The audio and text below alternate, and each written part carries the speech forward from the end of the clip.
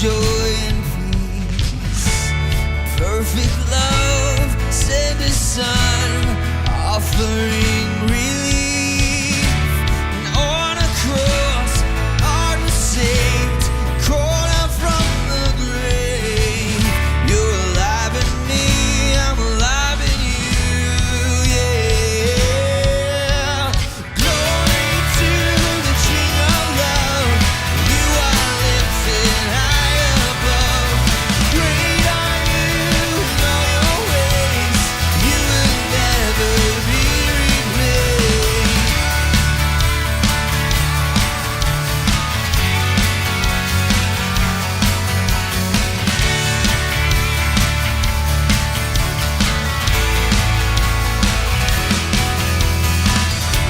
Confessing all of my shame, giving up my pain, turning towards all you are, with everything to gain.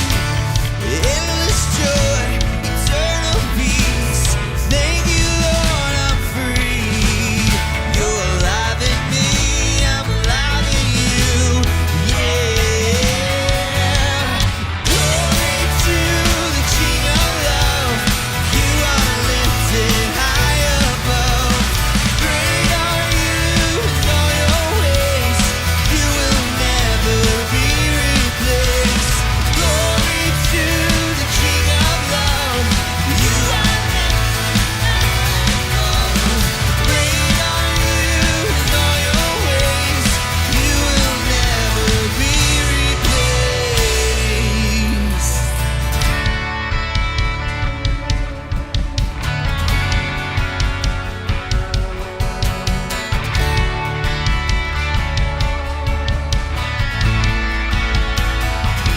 Love won't fail.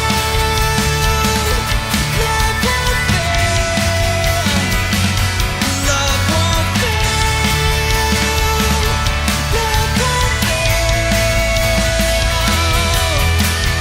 Glory to the King of love. You are lifted high above. Great are you in all your ways. You will never be replaced. Glory to the King of love. You are lifted high above. Great are you in all your ways. You will never be replaced.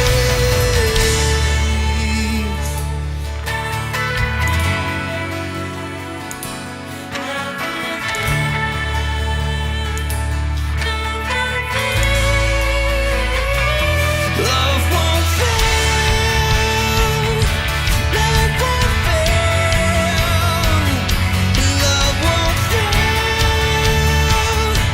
Love won't fail.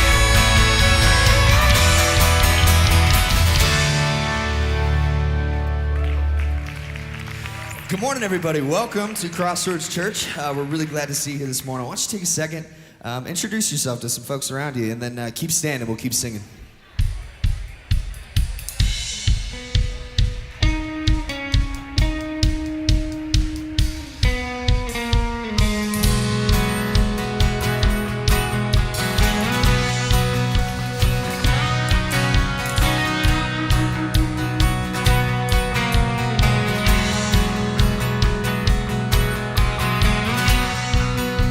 Search my heart and search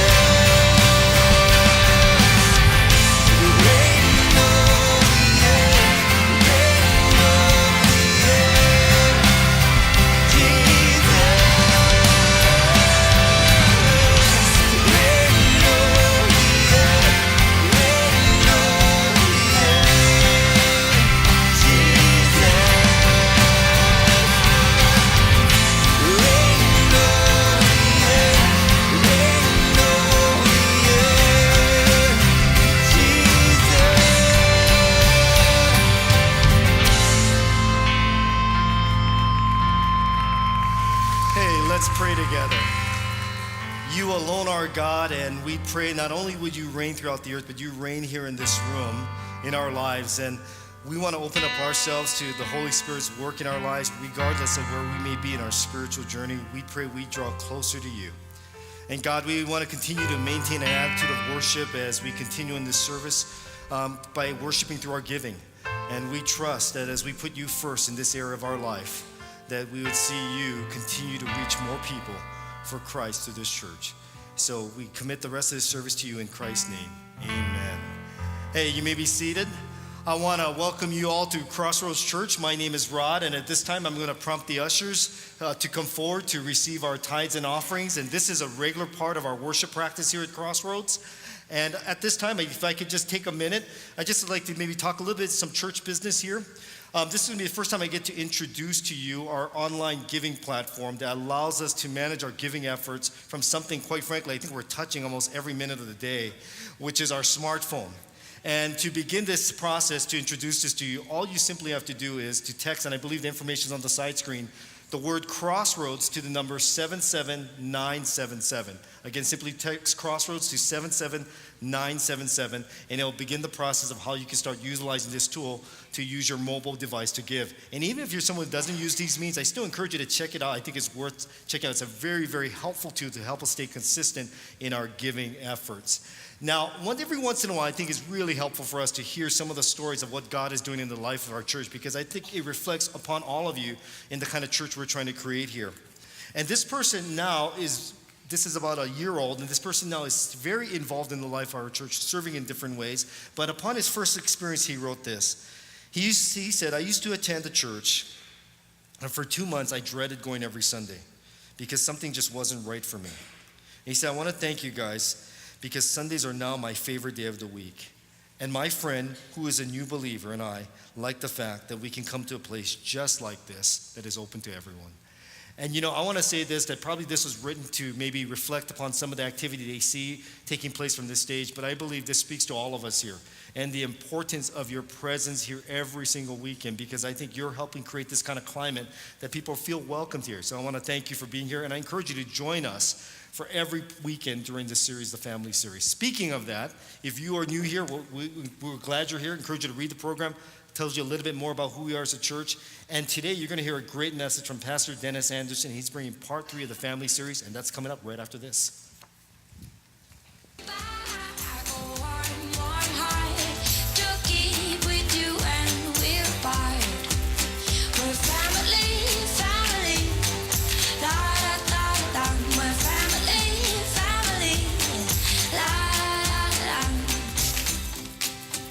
Great to see everybody today. Hey, how many of you remember the name Aron Ralston? He wrote a best-selling book called Between a Rock and a Hard Place. They made a movie out of it called 127 Hours. He was the guy who got his arm pinned, remember this now? Behind this massive boulder in a canyon in Utah. Remember that? Do you remember how he got out? Yeah, he took out his dull pocket knife and cut off his arm to get loose, to save his life. He was trapped there for 5+ days. No water, no food, excruciating pain. And what was it that kept him going through those long days and those long nights? And finally, at that moment where he actually decided to cut off his arm in order to continue on, what was it that drove him? Remember? He said it was his family. His family. The idea that he might not live, he thought, would devastate his sister and his father and his mother. And he thought about all the life he would miss doing with them. And he thought about his own future family. And so at one point he thought, you know what, if I'm going to get out of here alive, in order for that all to continue, he said, I'm just going to have to do this pretty extreme deal. And that's what he did. And the reason he did that is because there are no relationships other than the one with God himself with the power to shape, influence, inspire, and even wound us than the relationship that we have with our families. And today I want to talk about the single parent family, because I'll tell you talk about between a rock and a hard place. And the statistics about single families, there are about 14 million single parents in the United States raising and nurturing 22 million children. 15 million of those kids grow up without a dad. 5 million without a mom. 83% of all single parents, of all single parent families that are being headed by a single parent are moms. Are moms. $26,000 is their median income compared to $84,000, the median income of married couples. And often 50% of their income, single moms and dads, goes to childcare. Because 76% of all single moms are employed, 85% of single dads are employed, 53% of all single moms are working full time. And this surprised me, only 1/3 of those families get any alimony whatsoever. 61% of all kids in America will, at some point before they're 18, live in a single parent family. 61%, that's well over half. Single parenting is the norm these days. How many of you have been in a single parent situation at some point in your life, are currently or in one, or someone in your family is right now? How many? Raise your hand. Yeah, wow. And keep them up. Those of you who didn't raise your hand, how many of you know a single parent? Yeah, that's virtually all of us. And so that's why we're going to talk about single parenting families today. That's what I'm going to talk about. Now, I didn't grow up in a single parent family. I'm not in a single parent family. I married a single mom, however. And since that day, my wife has said, you know, Dennis, there's a lot of times I still feel like a single parent. But here's what I can say with authority. If you are a single parent, you matter to God, and you matter to us. I just need to say that you're not a second-class citizen around here. You're not. And ever since the beginning of this church, we've had single parents serving in every area of our life together. Leading, singing, teaching, coaching, mentoring, all across the board. You're not second-class citizens here. And if there's ever any doubt about how God feels about you, there's a very famous woman, probably the most famous woman in the world ever in the history of the world, who was a single mom. She was called most blessed among women. Who am I talking about? Mary, the mother of Jesus. As far as we know, Joseph died when Jesus was a young person. Mary, therefore, raised Jesus and his siblings as a single mom. And that's why I think God has a special place in his heart for those of you who find yourself in this situation. And there's something else that I can say with confidence, and that's this. Nobody faces the challenge of parenting more than people who are doing it alone. And all throughout the Bible, God's care and concern he explicitly comments about this particular situation. Psalm 68 says, a father to the fatherless, the child's in mind, a defender of widows, the mom's in mind, or the husband, is God in his holy dwelling. God sets the lonely in families. I love this. When God sees a fatherless or motherless child, his heart goes out to them. And if he sees a person alone or lonely, he says, I'm going to take that person and put him in a family. He sets the lonely in families. It might be a biological family. It might be a spiritual family like a church where they can receive care and nurture and attention. And now I know that some of you who are single parents think that God could not possibly have any tendernesses in his heart toward you. Maybe you're a single parent through the trauma of a divorce, or you're unmarried and you have a baby. And you think that there's some kind of scarlet letter on your forehead, or you think God's care and concern is, oh yeah, he's concerned about the parents that were widowed, but me, because I'm a divorcee, or I've had a sexual misstep, he doesn't care about me. Well, if that's what you think, you're wrong. Wrong. I'm not making light of divorce or sex outside of marriage, but to view either one of those situations as the unpardonable sin, where that brings about the continual wrath and scorn and rejection, and how somehow you've got to live under this dark shroud all of your life, and that God's grace doesn't extend to you no matter how sorry you are for what you did. Well, that's just simply to misunderstand the very character and nature and even purpose of God for your life. Psalm 34 says, is anyone crying for help? God is listening, ready to rescue you. If your heart is broken, you'll find God right there. If you're kicked in the gut, he'll help you catch your breath. Disciples so often get into trouble. Still, God is there every time. Are you crying for help? Are you in a very painful spot in your life? God's right there. He is. He's not ignoring you. He's right there in the pain. You matter to God. So how do we all face the challenge of single parenting? How do we do that?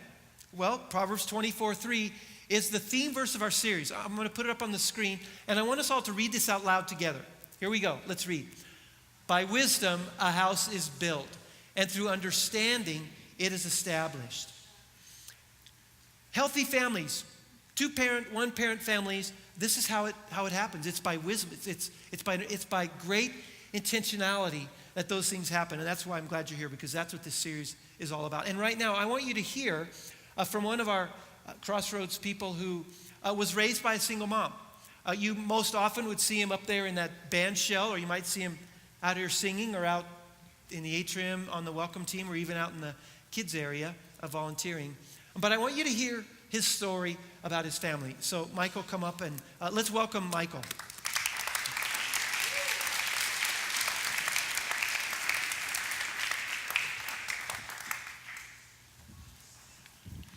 Thank you, Dennis. Good morning, church family. My name is Michael, and I was raised in a home many would call broken. I was born in Pueblo, Colorado, to Rebecca Coca, a teacher, and Mark Curtis, a hardworking taxi driver. I was the youngest of 4 kids in a cozy 4-bedroom home. But when I was 4, I became part of a new social class called single parent household. I was no longer just a kid. I was now at risk, impoverished, or a member of a dysfunctional family.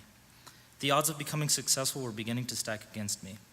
Children of divorced parents are more likely to divorce as well, to have psychological problems, drop out of school, experiment with drugs and alcohol, and be incarcerated. That's right, folks. At the age of 4, I became a statistic. By now, I'm sure you're thinking, wow, this guy's really bumming me out. Well, don't worry, because even though I faced a plethora of odds, my mother did everything in her power to set me up for success. Joshua 24:15 reads, "Choose for yourself this day whom you will serve. And as for me and my household, we will serve the Lord." My mother prayed this prayer and made this declaration every night before bed and lived it every day. She taught me how to pray before meals and bedtime. She taught me stories from the Bible and made them relate to my life. She taught me to respect my elders and surrounded me with people and family who also serve the Lord. She, along with my grandfather, introduced me to instruments and music and taught me the importance of worship. She taught me to praise God not just when things are good, but because He is good.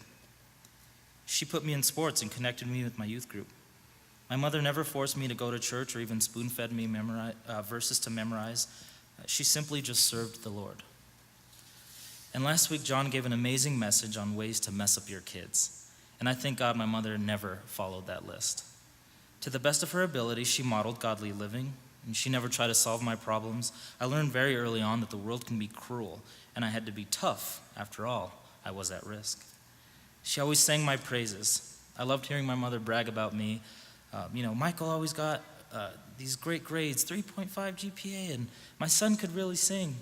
I could have gotten a 4.0 or sang more on key, but my mother was proud of the man I was becoming regardless of my faults. She disciplined me appropriately and strongly with love. I lost privileges and missed out on events more times than I can count. At the time, I thought she hated me, and now I realize how much she really loved me. Whenever I was afraid or I would cry, she would console me by saying, "Pobrecito, mijito lindo." That's Spanish for my poor little cute sonny. It always did the trick. My mother was never too proud to say, "I'm sorry," mostly because she was never wrong. I'm kidding, of course. My mother taught me humility very early on. She would always say, "God resists the proud but gives grace to the humble." Not long ago, she had all of us kids line up one by one, and she washed our feet.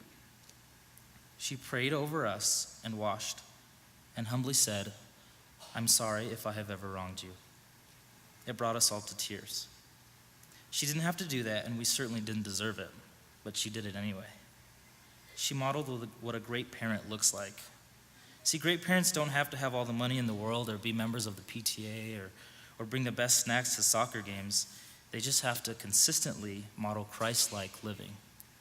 And some of them even wash their children's feet. Thank you for listening to my story.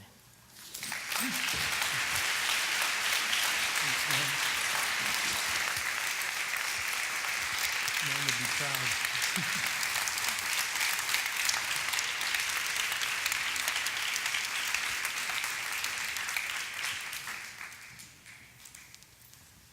Well, that kind of young man, that kind of family, that doesn't happen on autopilot, does it? Doesn't happen. It takes great intentionality.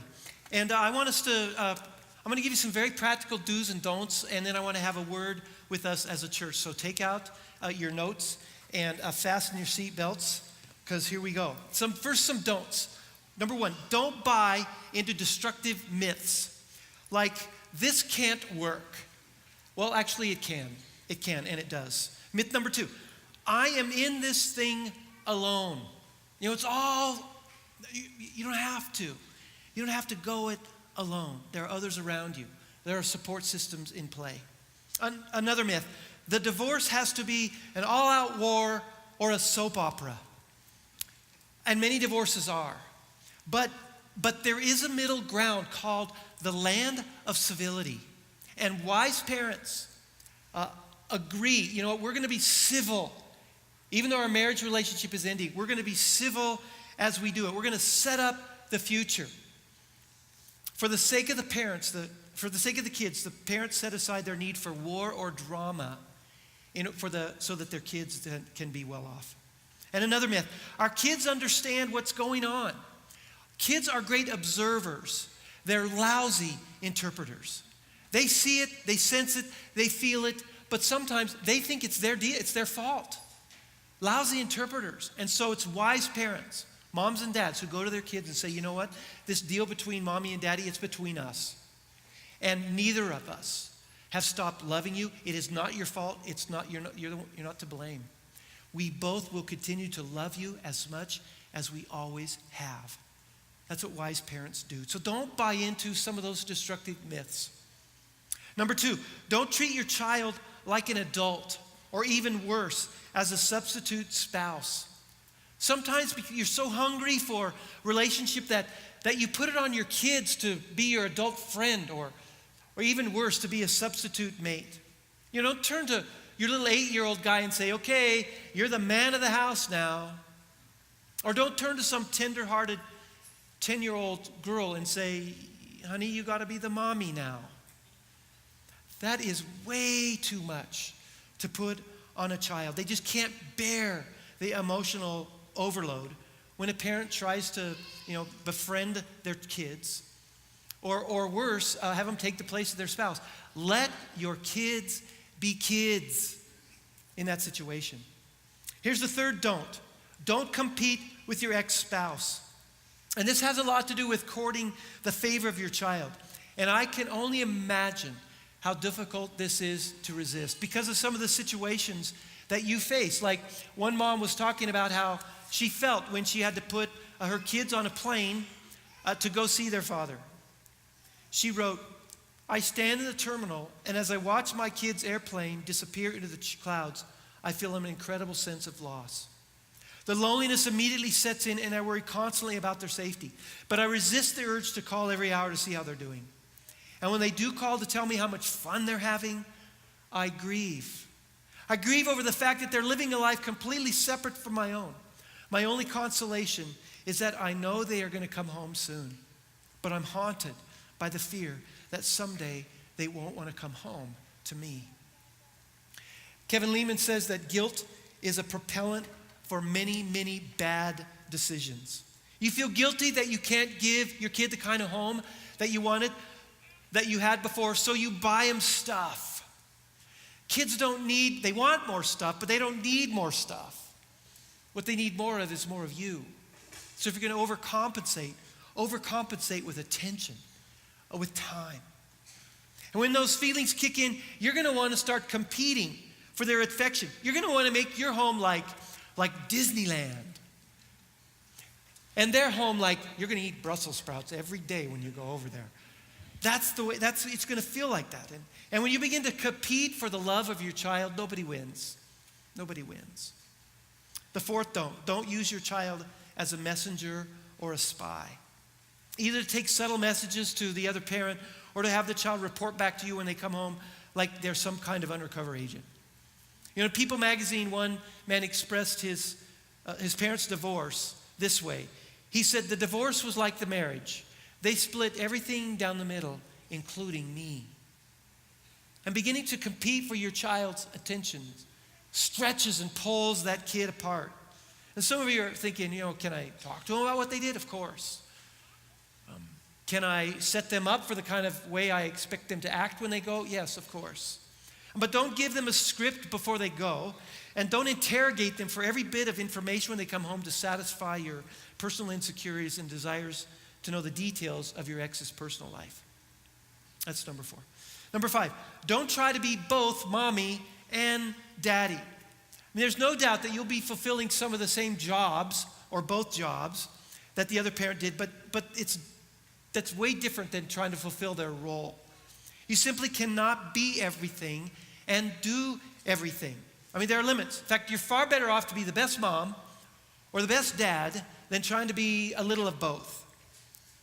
Which means unless there are issues of abuse or there's some destructive environment or some destructive addictions or it's an unsafe environment for your kids at the other parent's home, one of the things you're going to need to do is to set aside your emotional junk, your anger, your hostility, your guilt, and your vengeance. Don't let it stand in the way of the other parent's access to your kids.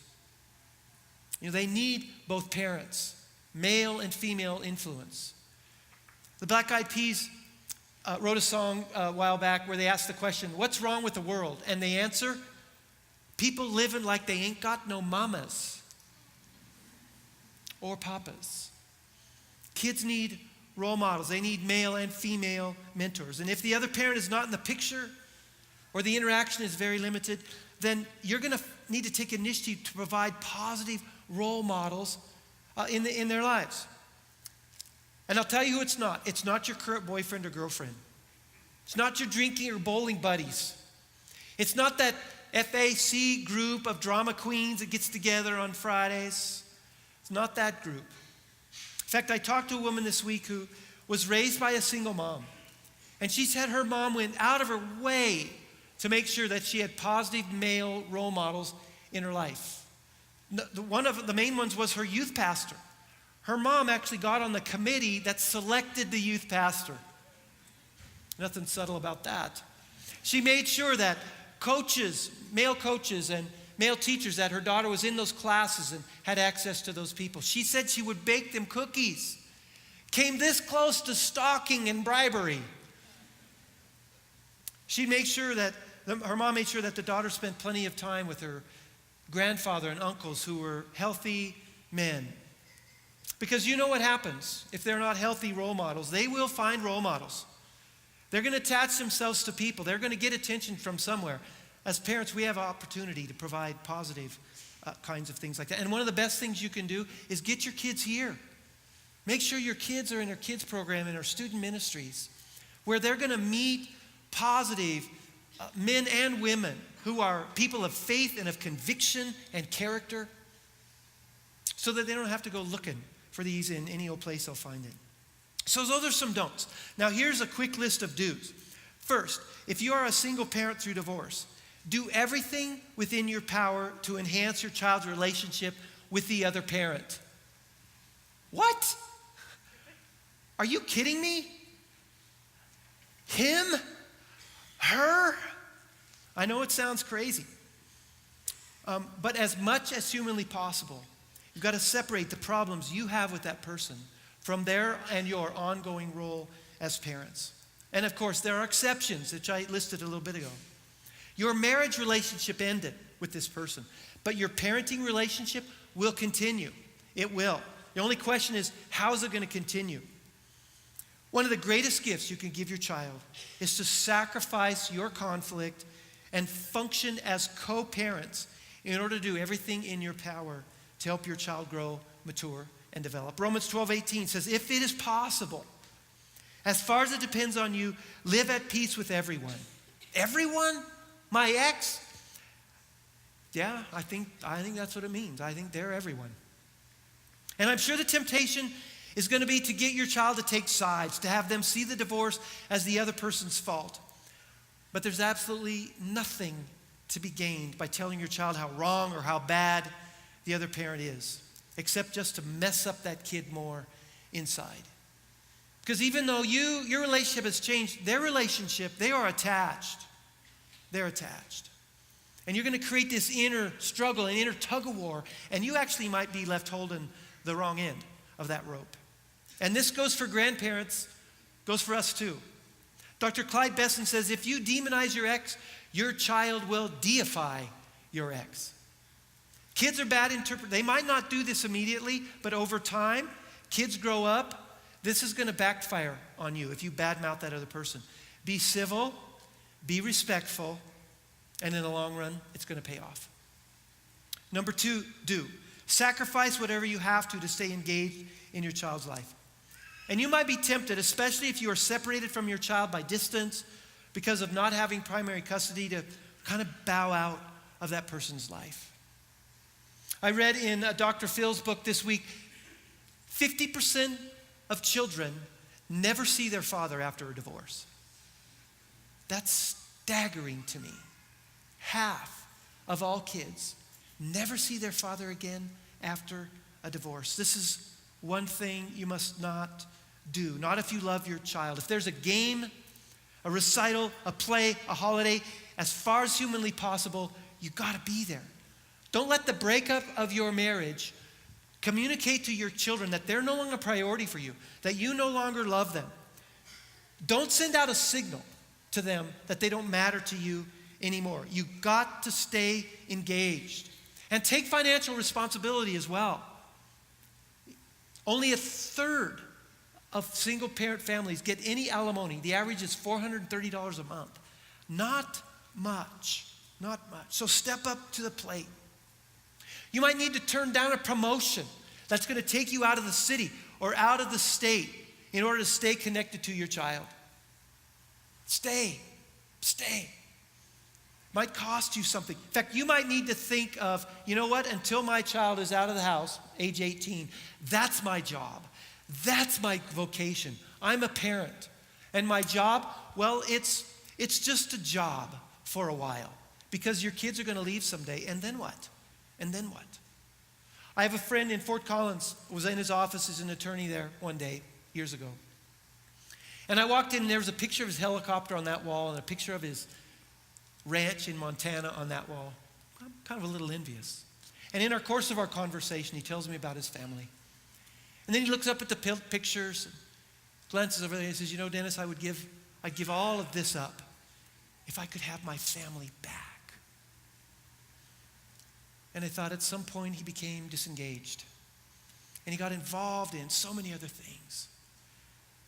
And I thought, if you'd stayed involved, stayed engaged, you might not have that or that, but guess what you'd have? Guess what you'd have? You'd have a relationship with your kids that cannot be bought. It can't be bought. So, sacrifice whatever you have to stay engaged in your child's life. Number 3, do. Present a unified parenting front to your children. One of the most important things you can do is for mom and dad to agree on how you're going to discipline the kids. They should not have 2 separate sets of values and rules and guidelines. And not only that, but it needs to be a situation where your child knows that your word, you mean it. And just because mom said or dad said it, you mean it. Both of you mean it. It's the same. So as much as possible, stand together as parents when it comes to major disciplinary issues. And if there's a lot of hostility in your relationship, I would encourage you, meet with a professional counselor and say, you know what? Let's just talk about the kids. All right? Let's just do that. And if you can be civil with each other, meet once a month in a public place and only talk about the kids. Not your breakup, not their current relationship, just the kids. Because no matter how nasty the breakup is, there's one thing that I know that you'll both continue to agree on, and it's this. You want your kids to turn out great. And you might have to set aside and take the high road in order for that to happen with your kids. You can do that. Here's number 4. Be very, very, very, very, very careful with dating. Because when you start to date, here's two questions in your mind. The first one is, will this person be a good spouse? And the second one, will they be a good parent to my kids? What you have to do is you have to build a wall between those two questions. Leave number two aside and just deal with number one. Will this person make a great spouse? Just deal with that question as you enter into those relationships. Because if you commingle those questions, here's what's going to happen. Your kids are going to get attached to this person. Then when you might decide this is not the person for me and you have to end the relationship. Well, all your judgment about that question is going to go out the window because you love your kids so much. So let's say that you do end the relationship. Your kids are attached to this person. They leave. Okay? You date another person. You get your kids involved. You decide this isn't the person for me. What happens to the kids? They're left confused. Here's the message. People always leave. Family always leaves. Love always ends. That's the message. And they go, well, if I can't get that kind of love in my family, guess where they turn? Anybody who will give them one shred of attention. So, leave your kids out. You want to date, that's fine. It's not like you have to hide it from them, but don't engage them with this person. Most experts suggest that keeping your kids out of a relationship unless you're definitely headed for marriage. And no parenting function is ever to be taken over by the person you're dating until you're actually married. That's what they recommend. One counselor I read said that you should date at least 2 years if you have kids involved. Because blending families with multiple kids from both sides is the most complicated family system in the world. And it's so complicated, we're going to take a whole weekend next weekend to talk about that, the blended family. And I hope that if you are in that situation, if you know people at work or in your neighborhood and your family who are in that situation, even if it's going well right now, bring them. They need to hear this. They need to hear what we have to say next week, so I hope that you'll come back for that. And here's number 5. Watch out for burnout. Burnout among any kind of parent it just happens. It's hard to resist, but for the single parent, it's even more. Because raising kids can become overwhelming. You know, a mom was listening to a song on a Christian radio station called Train Up a Child. And when her daughter Emily asked, hey mom, what does train up mean? Her mom said, well, it means I want to teach you about God and I want to teach you about right and wrong. And Emily, who's about 13, says, so are you training me up? And her mom goes, well, I'm trying to. And her daughter goes, good luck with that. That's the challenge, isn't it? And it's so easy to burn out somewhere along the way. It's absolutely critical, single parents, hear me here, that you don't sacrifice yourself all the time for your kids. There are times when you need to put them aside and take care of you. Resource yourself. Come here on the weekends. Put your kids out there, your students out there, and just come in here and sit. Get a cup of coffee, a glass of lemonade, come in, worship with us. Soak it in. Be quiet. Might be the only quiet you get the whole week. Listen to the teaching. Go to a section party. Hang out. Take your kids to the playground out back afterwards. Resource yourself with this family. Get to know people. Get in a life group where you're gonna develop a support system. Take our divorce care class. Starts this fall. It is so awesome. You might go, I was divorced 5 years ago. Take the divorce care class. You will find it to be so helpful, and you'll meet people who understand what's going on in your life as well. Put your kids in our kids camps. Get good book and read it. I put a list of good books on the bottom of your program notes. Take time off. Pursue emotionally healthy relationships that fire you up, that feed you. Because the best gift that you can give to your child is a happy, healthy you. That's the best gift. So those are some do's, and so those are some don'ts. And now I want to just say a word to all of us as a church. I want to say that word. Single parents need our love. They need our acceptance. They need gift cards. They need grace. They need understanding. They need to be seen as parents and as families, not half of a family. Not a wounded family, as a family, a legitimate family. And when a single parent comes to us, we need to think of this as, oh man, here comes some emotional quicksand. I'm going to get sucked. No, it's not the way it is. As Gary Richmond writes, there is no reason in the world for a single parent home to produce children destined for emotional illness. But to do that, they're going to need our help. They're going to need the help of the church. And God understands how vulnerable these people are. So he has special instructions for us as a church there in James 2. Suppose a brother or sister is without clothes and daily food. If one of you says to them, go, I wish you well, keep warm and well fed, but does nothing about their physical needs, what good is it? And this was really apparent to me this last May when we did our Project One, where we go out in the community and do projects for individuals. I visited one project that I'd heard about. We had a team there that did some amazing work on this person's house. She was a single mom, 5 kids, oldest child 13. Her husband had just died about 6 weeks before of a sudden heart attack. And we did a lot of great work on her home. And as I drove away, I thought, oh my goodness. The future for this woman, she is going to overwhelm her current support structure in about a month. And then what's going to happen? And I thought, she needs the church. She could really use a church like Crossroads. She could. And so I would say to us, offer. Those of us who aren't in that situation, let's offer to help. Very practical. I'm just going to give you a little bullet list of practical things we could do. Some of them you're probably already doing. Offer free childcare for an afternoon or an evening. Cook a meal. Take it over there. A pizza gift card. Shovel their snow. Mow their lawn. Rake their leaves without them asking. They're not going to ask. Just do it. If you're mechanically minded, change the oil. Do minor repairs on their cars. We consider donating your car to a single parent. Through the years, this is the way you could do it. You could donate the car to the church, get a tax write-off. We'll take your car. We'll give it to someone who needs it. In fact, right after the last service, very interesting. I come up here, there's a woman that says, we have a car. We have a car we want to give. A woman out at the information counter says, I need a car. That happened at the last service. Yeah, wonderful. That's the way it can work. So, you have a car, this can happen. Let's say you're a professional, physician, dentist, lawyer, accountant, eye doctor, whatever it is.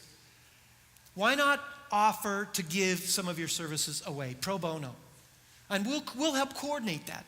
You put on the comment card, there's a white comment card in your program, you put what it is that you have to give. And we will try to match you up with a worthy, not someone who's looking for a handout, but a person in our community that we have access to who needs that particular thing. We get enough of those, we'll set up a little deal.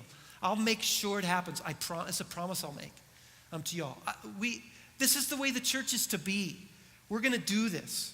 I have some vouchers in my desk right now from a doctor in our church who said, you know what? If you know someone who needs medical care, just give them this voucher and I'll see them for free. It's the way it works here. Project 12, once a month, we have a little team of home improvement people who go out in the community one Saturday morning a month and do projects, repair or home improvement projects for worthy people who need them. Most of them, quite frankly, are single moms. They are, just being honest. So, you're a single parent, mom or dad, and you have a little project, go on our website. There's a place that you can fill out, a place where you go, I need help with this. And the rest of us, we can go on the same website and say, I'll help. I'll give a Saturday morning or two a year, and I'm going to help somebody. Okay? Will you do it? Will you do it? These are the kinds of things that we can do as a church.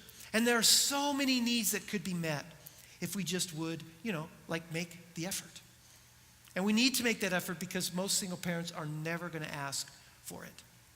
But we need to offer it because one of the greatest challenges of a one-parent home is the fact that it's a one-parent home. But it's not just about the parents in those homes, it's the kids. It's the kids that often get lost in the shuffle. And the beauty of the church is that when the church is functioning right, we can come alongside each other and be that community, be that family that single parents so desperately need. Again, not just for the parents, but for the child, him or herself. I want you to listen to what a single mom wrote. When she began to see the looks of pity and compassion from her friends as they thought about her situation as a mom. And she said this, "You think I have it tough. You think it's hard to juggle finances and work and caring and home responsibilities. It's not nearly as hard as realizing when you're a child of 3 or 4 years old that your father doesn't want to see you. It's not as hard as a mom who says, 'No, honey, not today. I can't buy you that toy or shirt or shoes or candy bar because the child support didn't come in again.' It's not as hard as coming home one day and having mom all excited, telling you that your dad's coming to get you and take you fishing for the first time in your 6 years of life. And then watching mom get angrier and angrier and sadder as the minutes tick off the clock. And it's not nearly as hard as you pretending you didn't really want to go fishing and that you aren't going to cry when your mom puts you into bed that night.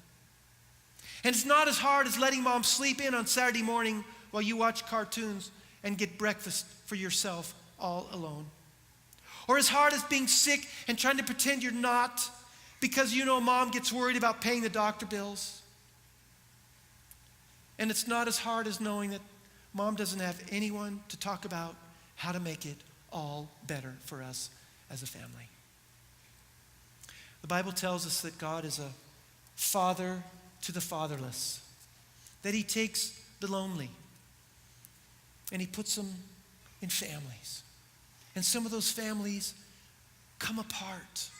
And God says, "Okay, I understand that's your situation. I'm still God, and my heart goes out to you."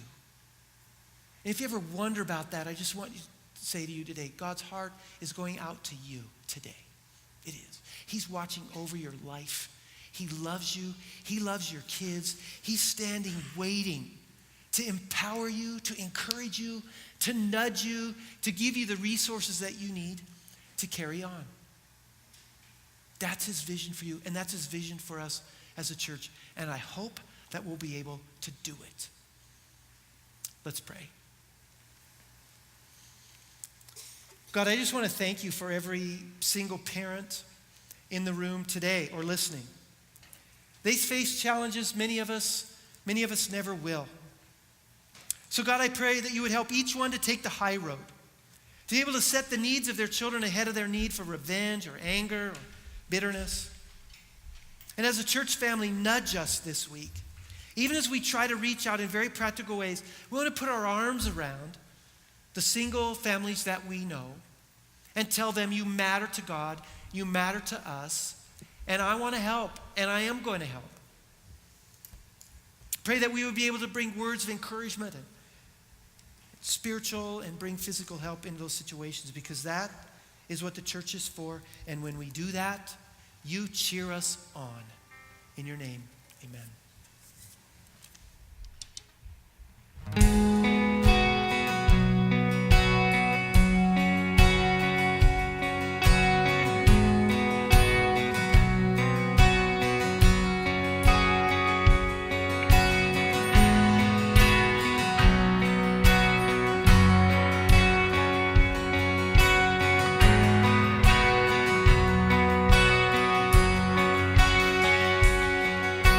Higher than the mountains that I face, stronger than the power of the grave, constant through the trial and the change. One thing remains. One thing remains. Your love never fails, never gives, never runs out on me. Your love never fails, never gives, never runs out on me. Your love never fails, never gives, never runs out on me.